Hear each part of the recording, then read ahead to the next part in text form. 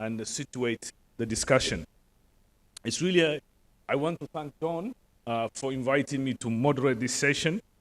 You've heard for the last 2 days that we are at a moment of urgency, especially for climate vulnerable countries in this region. Pakistan's reality is unmistakable, from catastrophe of floods to prolonged droughts to glacial melt. This experience is really not unique to Pakistan. This is why we have this panel.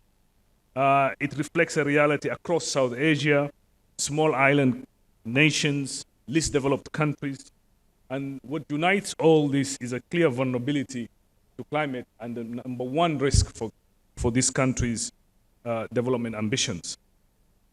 So this session essentially is grounded on the central theme that South-South cooperation is not a substitute for global solidarity, but is a cornerstone of it. So today, from the experts that we have.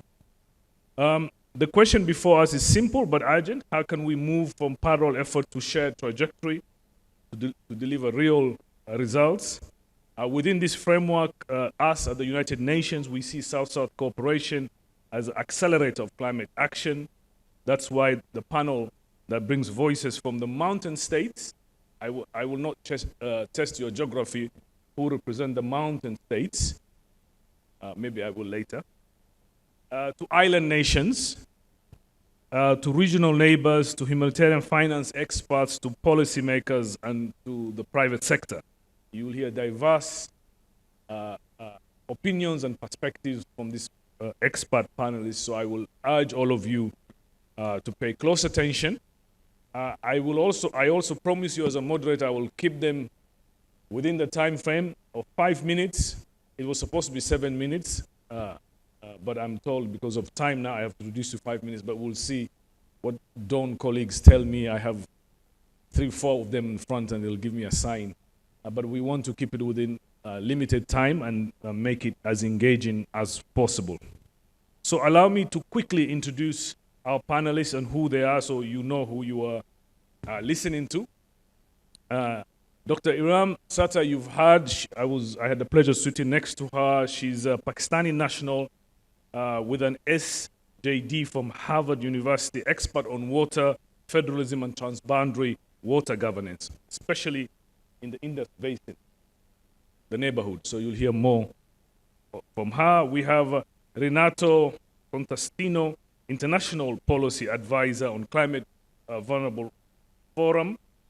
He's a Filipino expert and advisor on Climate Vulnerable Forum V20 Group and a managing director of the foundation, Contastino Foundation on Civic Engagement.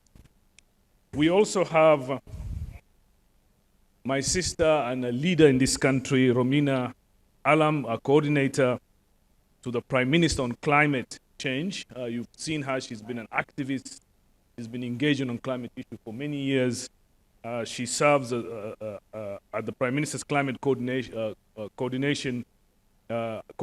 since 2024, oversees the national climate and international engagement on climate. So every time you've gone to COP, you will see her representing Pakistan with pride and for the last few years. Tom Wang is a founder and executive director of People of Asia on Climate Solutions. He has 20 years experience in development sector and communication. He founded the People of Asia Climate Foundation in 2018. He has led communication work on Greenpeace, World Animal Protection, and campaign on tobacco-free kids in China. So a lot of experience, Tom. Thank you very much for joining us.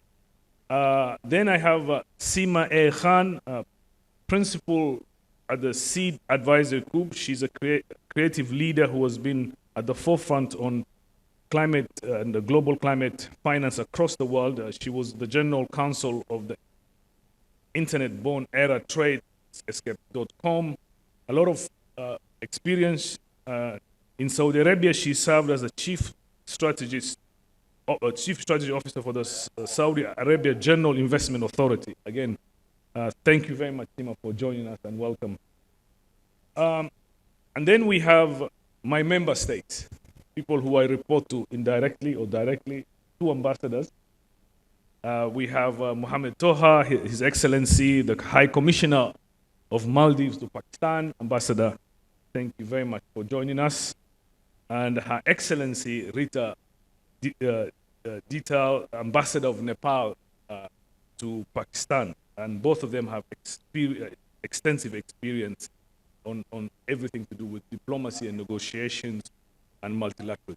So colleagues, I think you'll agree we have an incredible panel. So we'll start with the questions and hopefully we'll finish on time. Please pay as close attention as you possible and please welcome this incredible panel. Thank you very much.